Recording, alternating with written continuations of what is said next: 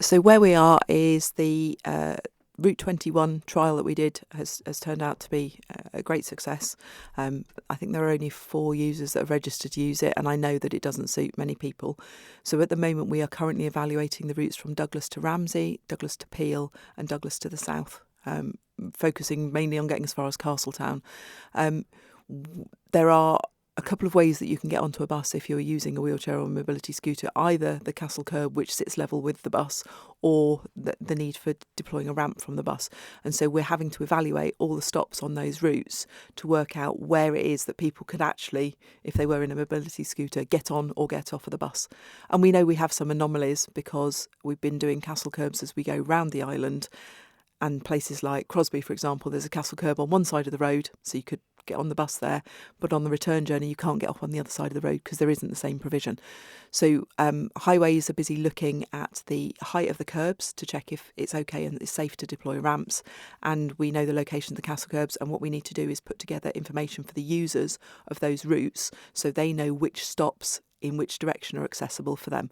And that work is underway at the moment, so we're working at pace, and I'm hoping that those routes will be opened up by the end of the year. We'll be able to provide appropriate user information so that people will know which stops they can get on and off at. So no specific dates yet, but by the end of the year? Yeah, we are actually working on. We've put lots of pressure on it. The issue down in Peel is that the only Kassel Kerb is in the Ballawattleworth estate, but we've recently approved some funding for new bus stops up by the school and is it Marathon Court? I believe so. Yeah, so on the road just down from the school, we've approved some new bus stops, a new crossing, and they will be accessible ones as well. So in theory, we could say, yeah, everyone get on every bus, but actually, if you can't get off the bus when you get there or you can't get back on the bus again to come home, that's not much use to anyone. So we're doing all of that survey work at the moment to work out the art of the possible, and then we'll go with that. We've discussed recently at department meeting that it's not acceptable to hold out for perfection and say every bus stop has to be fully accessible. What we need to be able to do is to say, well, what can we achieve, and start opening up to that. So that is what we're working towards, and I'm hopeful that by the end of the year we will have those 3 main routes opened up.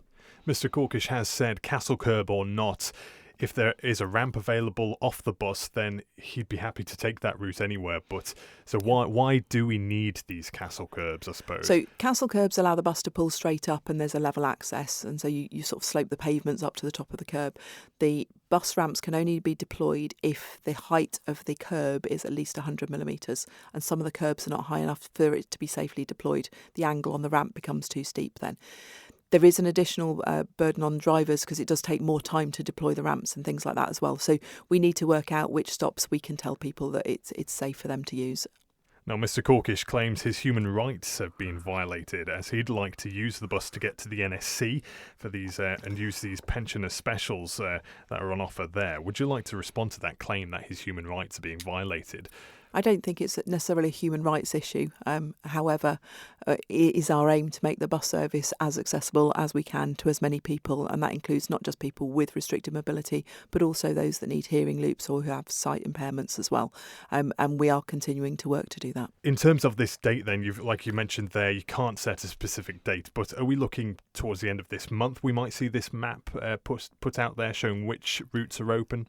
The survey stuff is underway at the moment, so I obviously the guys need to get around and do all of that and do all of the measurements, and then we'll need to draft up a map. What I want to do is to check that map for its readability and its accessibility. I don't want to publish maps that have green and red dots next to them, because then nobody who's colourblind will be able to interpret what the map means. So we need to make sure that we publish something that's in a suitable format for our users.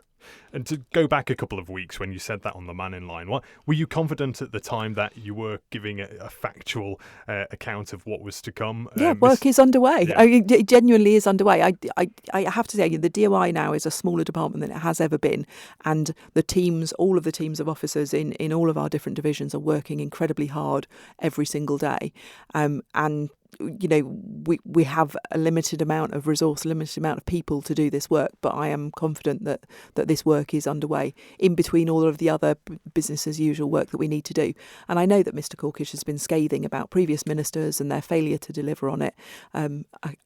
reassure him we are doing our very best to bring this so that it does come to fruition, and I hope that we will be able to deliver on that as soon as we can. After 6 years, you must understand his frustration after all this campaigning, though. I do understand the frustration. But I came in as DOI Minister to a desk that was piled up with things that people hadn't really finished or completed, and I'm making it my personal sort of like mission to work through that long list of to do things and to solve things, and this is one of the long list of things that needed solving. So we are pushing a lot of pressure onto officers to get it sorted, to get the surveys done, to get the maps produced, and to be able to roll out the routes.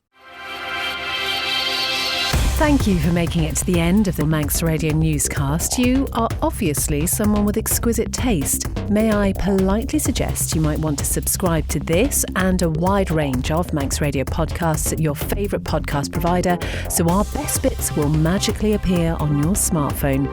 Thank you.